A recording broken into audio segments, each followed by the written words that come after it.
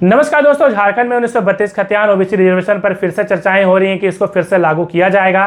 क्योंकि एक बार बिल राज्यपाल के पास गया हुआ था, फिर से ये बिल पास करके फिर से राज्यपाल के पास भेजेंगे, तो अब झारखंड के राज्यपाल इसे नकार नहीं सकते। उस पर बात करेंगे क्या यह सत्य है नहीं सत्य है, और इस पे ऑनगोइंग जो वैकेंसीज हैं जेएसएससी की, चाहे हम बात करें जेपीएससी की, तो इसका क्या इंपैक्ट पड़ने वाला है उस पर भी हम लोग चर्चा करने वाले हैं। तो वीडियो को लाइक शेयर कर सकते हैं, चैनल में नए हैं तो सब्सक्राइब कर सकते हैं। और सबसे पहले शुरुआत करेंगे आखिर न्यूज़ क्या है। देखिए, झारखंड में होने वाले विधानसभा उपचुनाव डुमरी में, ठीक है।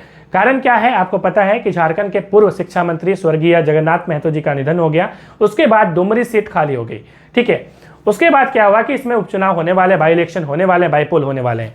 अब यहाँ पे मुख्यमंत्री हेमंत सोरेन जी ने स्टेटमेंट दिया है, हालांकि ये स्टेटमेंट पहले भी आ चुका है कि 1932 खतियान वो फिर से लागू करेंगे, ओबीसी रिजर्वेशन जो है वो फिर से लागू की जाएगी। अब आपको ये समझना है कि देखिए, जब इलेक्शन हो रहा था हमारे झारखंड में, जब जो है चुनाव हुए, उसमें बहुत इंपॉर्टेंट है कि दो जो पार्टी है इंपॉर्टेंट, जो घटक दल अभी सरकार में दो पार्टी है, एक तो कांग्रेस है और एक जेएमएम है। दोनों के चुनावी वादे कुछ इस प्रकार से हैं। तो एक तो हम बात कर रहे हैं जेएमएम की और दूसरी हम लोग बात कर रहे हैं कांग्रेस की, ठीक है, एनसी की।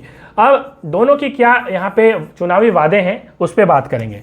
जेएमएम ने ये कहा था कि 1932 खतियान वो लेके आएगी, और यदि हम लोग कांग्रेस की बात करें तो उन्होंने कहा था कि वो रिजर्वेशन जो है ओबीसी का बढ़ा देगी, ठीक है। तो ये दो पार्टियों के इंपॉर्टेंट जो है चुनावी वादे थे।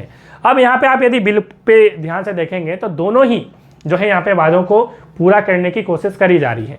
एक तरफ रिजर्वेशन को बढ़ाने की बात हो रही है। अभी फिलहाल 60% रिजर्वेशन है झारखंड में।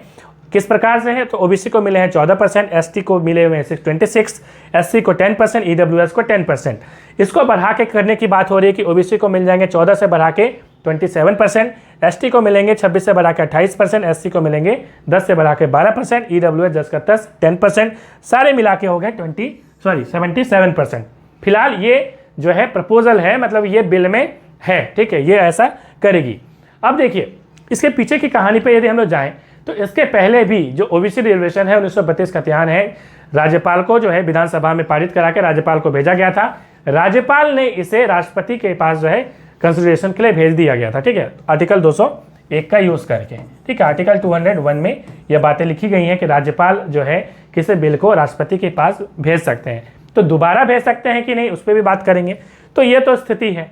उसके बाद यदि 1932 खतियान की हम लोग बात करें तो 1932 खतियान जो है कुछ इस प्रकार से है कि हमारे झारखंड में 1932 खतियान, मतलब कि जो जिनके पास रहेगा, या और भी बहुत सारी चीज़ें उसमें बताई गई हैं कि खतियान आधारित जो है नियोजन नीति बनाई जाएगी।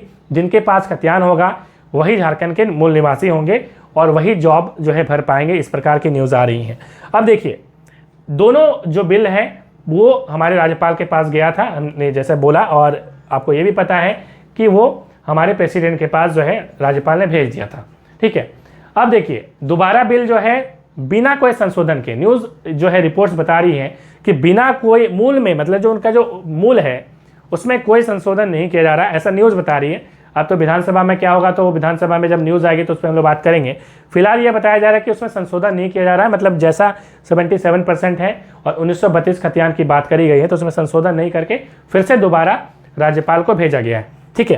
तो देखिए, इसमें क्या आर्टिकल्स है उस पर पहले बात कर लेते हैं। तो आर्टिकल 200, देखिए हमने इस पर चर्चा करी थी। तो जिन्होंने जो कोर्स है झारखंड जीके का यदि ज्वाइन नहीं किया तो एनालाइज फॉर यू ऐप में जरूर ज्वाइन कर सकते हैं, जहाँ पे क्लासेस चलती हैं, ठीक है। देखिए, लिंक डिस्क्रिप्शन में मिल जाएगा ऐप की, या आप गूगल प्ले स्टोर में एनालाइज फॉर यू ऐप, जो एनालाइज फॉर यू सर्च कर लीजिए। देखिए, हमें पता है कि आर्टिकल 152 से 237 के बीच जो है क्या बातें लिखी गई हैं। तो आर्टिकल 152 से 237 जो है वो बहुत इंपॉर्टेंट है, जिसमें 10 स्टेट्स, मतलब राज्य के बारे में चर्चा करी गई है, ठीक है। मतलब एक राज्य में गवर्नर होगा, मुख्यमंत्री होगा और एडवोकेट जनरल होगा, वो किस प्रकार की उनकी पावर होगी, ये सारी चर्चाएं आर्टिकल 152 से 237 के बीच में लिखी गई हैं। इसी आर्टिकल के बीच में, आर्टिकल 152 से 237 के बीच में एक तो इंपॉर्टेंट आर्टिकल है आर्टिकल 200 और दूसरा है 201।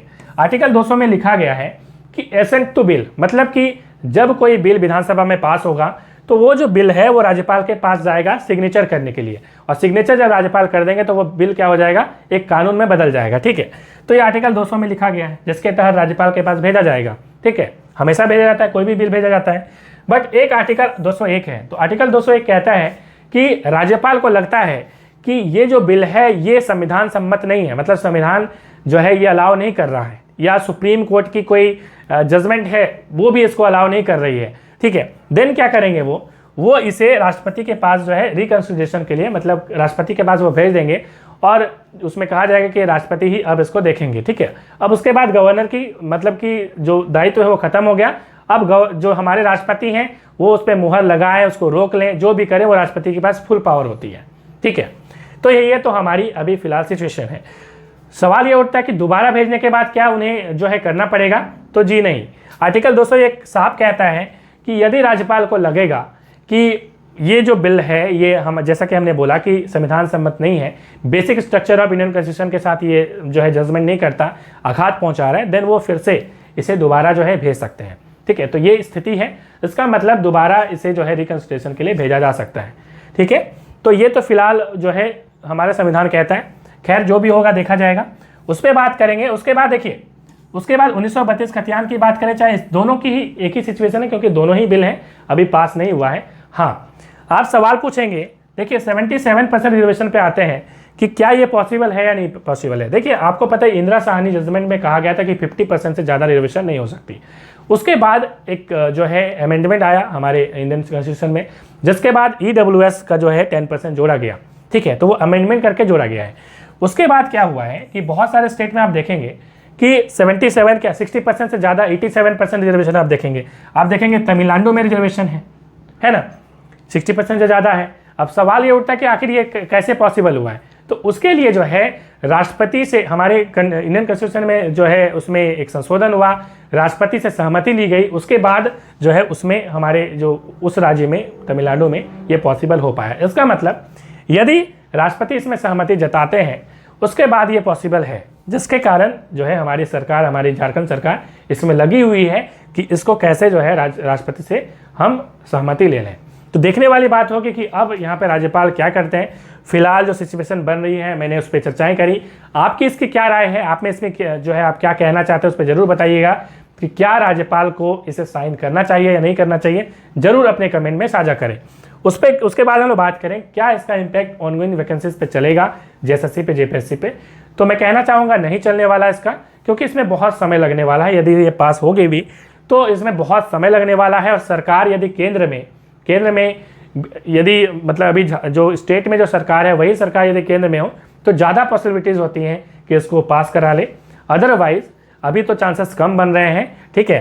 तो फिलहाल जो है इसमें चूंकि ऑनगोइंग वैकेंसी निकल चुकी हैं तो उसमें ये सरकार नहीं करने वाली, ठीक है। सरकार को भी पता है कि स्टूडेंट की लाइफ इंपॉर्टेंट, फिलहाल चुनाव भी आने वाले हैं, ठीक है। तो सरकार नहीं चाहेगी कि ऑनगोइंग वैकेंसीज पे इसका कोई इम्पैक्ट हम डालें। तो फिलहाल जो तैयारी कर रहे हैं आराम से तैयारी करें, उस पर कोई भी इम्पैक्ट इसका नहीं आने वाला। तो खैर मिलते हैं नेक्स्ट वीडियो में। Thanks for watching.